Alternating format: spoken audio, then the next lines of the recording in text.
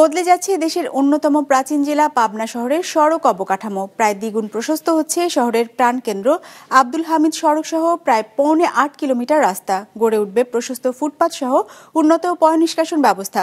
দীর্ঘদিনের যানজট ও দুর্ভোগ থেকে রক্ষা পাবে শহরবাসী, এমনটাই আশা করছে স্থানীয় সড়ক বিভাগ।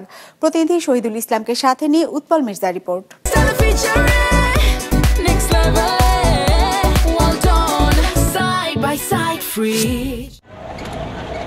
প্রায় শতবর্ষী পাবনা শহরে এখনো গড়ে ওঠেনি আধুনিক সড়ক অবকাঠামো। ফলে শহরের প্রাণকেন্দ্র আব্দুল হামিদ রোডে সবসময় লেগেই থাকে যানজট, দখল হয়ে গেছে ফুটপাত, চরম দুর্ভোগ পোহাতে হয় স্থানীয়দের। সব সময়ের জন্যই জাম লেগে থাকে, এই কারণে এই রাস্তাটাকে 4 লেন করা সবচাইতে জরুরি। এই ফুটপাতটাকে ক্লিয়ার করতে হবে, অটো কমাইতে হবে, রিক্সা কমাতে হবে, না হলে এই যানজট যাবে না। আর আমাদের সবচেয়ে প্রয়োজন 4 লেন। 17টি জেলার প্রাচীন জেলার একটি জেলা পাবনা জেলা, কিন্তু পাবনা জেলার যে রাস্তাঘাট, অলিগলি সবকিছুই সরু।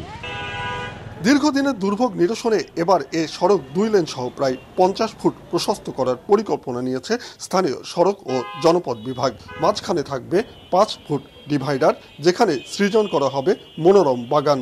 2 পাশে থাকবে 15 ফুট ফুটপাত সহ আধুনিক ড্রেনেজ ব্যবস্থা। ফুটপাত ও ডিভাইডার মিলিয়ে মোট আয়তন দাঁড়াবে প্রায় 70 ফুট।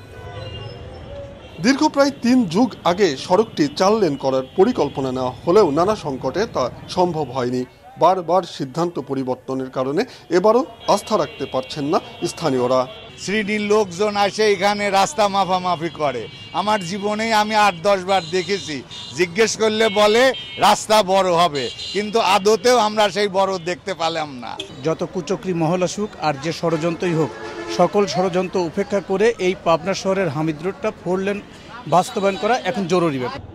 তবে বাস টার্মিনাল থেকে আব্দুল হামিদ রোড হয়ে গাছপাড়া পর্যন্ত 7.8 কিলোমিটার সড়কের বিভিন্ন স্থানে 3 থেকে 4 লেনে প্রশস্ত করা হবে বলে জানায় সড়ক বিভাগ। এরই মধ্যে শেষ হয়েছে প্রকল্প উপস্থাপনা, সমীক্ষা ও নকশার কাজ। সড়কটি সম্প্রসারণ করা অত্যন্ত জরুরি।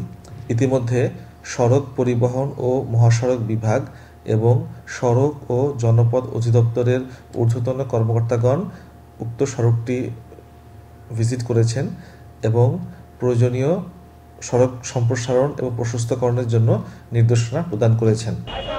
শহরের অনেক স্থানেই সড়ক বিভাগের জমিতে গড়ে উঠেছে অবৈধ স্থাপনা। সেসব জমি পুনরুদ্ধার সহ আরও প্রায় 4 একর জমি অধিগ্রহণ করা হবে বলে জানায় সড়ক বিভাগ। উৎপল মির্জা, বিজনেস রিপোর্ট, মাছরাঙা টেলিভিশন।